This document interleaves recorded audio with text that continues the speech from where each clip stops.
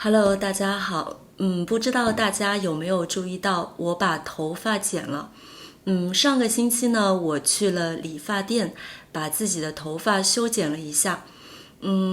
但是我觉得就是变化不是特别的大，我只是把它剪短了而已。这个整个一个星期呢，竟然没有人看出来，就是在我公司里面没有人看出来我把头发剪了。然后特别是我的一个好朋友，他到现在都没有发现，但是呢，我也没有跟他说，所以呢，我想看一看他什么时候可以发现我把头发剪了。今天又到了学习 HSK4 词汇的时候了。我创建了一个播放列表，列表的名字呢就叫 HSK4 词汇。在这个列表里面呢，我会挑选课文当中使用频率非常高的词汇，跟大家解释一下，并且呢给出一些例子，帮助大家更好的理解这些词汇。如果你看过我之前的视频，你就应该知道，在视频当中我都是用中文来解释词汇的，所以呢，在学习词汇的同时，你也可以顺便锻炼一下你的中文听力。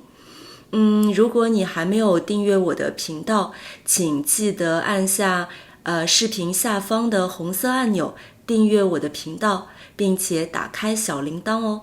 今天第一个想跟大家解释的字，是第3课当中的一个字挺。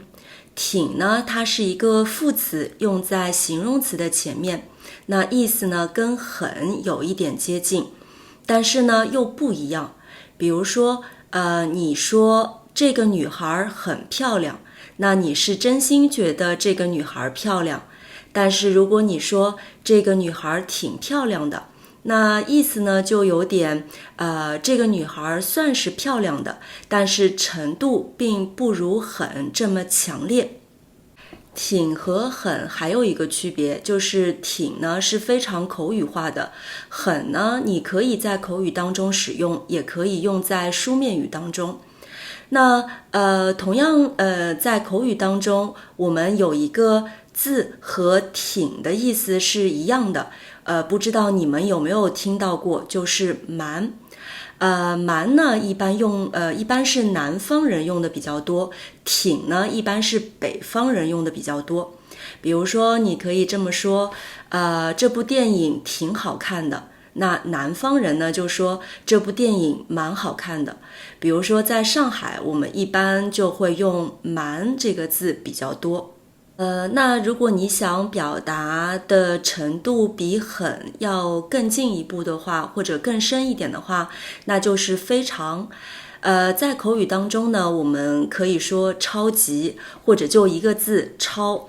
那你可以说这部电影非常好看，这部电影超级好看，这部电影超好看。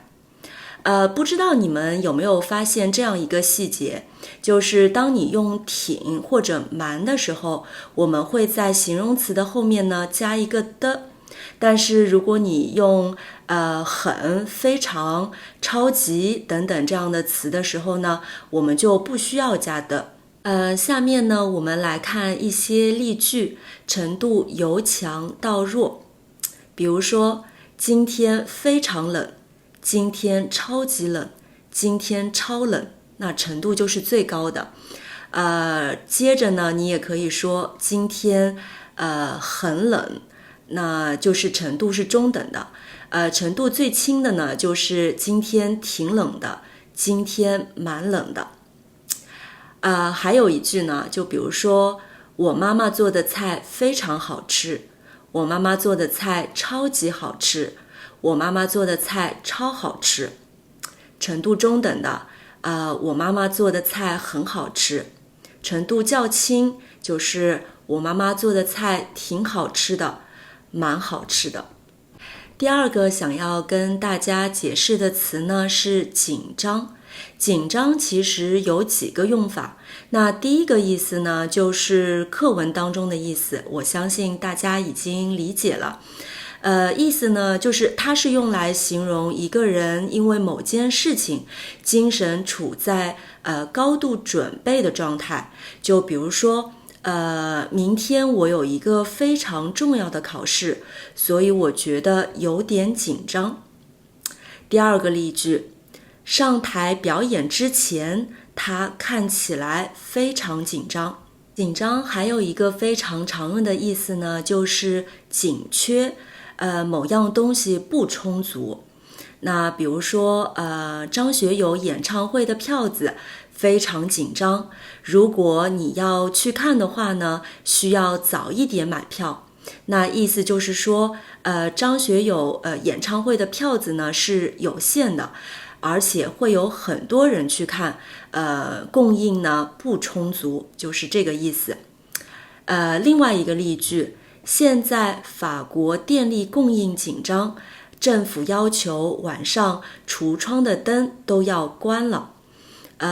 意思呢就是欧洲的或者是法国的电它不够，不充足。你还可以说，这场足球比赛很紧张。那意思就是说，双方的实力非常接近，比赛打得非常的精彩和激烈，使得让看比赛的人呢觉得紧张。同样的，你也可以说，这两个人的关系很紧张。意思呢就是说，这两个人之间可能发生了一些事情，发生了一些矛盾，导致两个人的关系不好了，或者呢是不说话了。你也可以用在两个国家当中，比如说这两个国家关系很紧张。好了，今天就跟大家分享2个词语吧。我可能需要2到3个视频来完成 HSK4 第3课所有词汇的讲解。希望我的讲解对你学习中文有帮助。欢迎你给我留言，并且订阅我的频道哦。非常感谢你的收看，我们下次再见。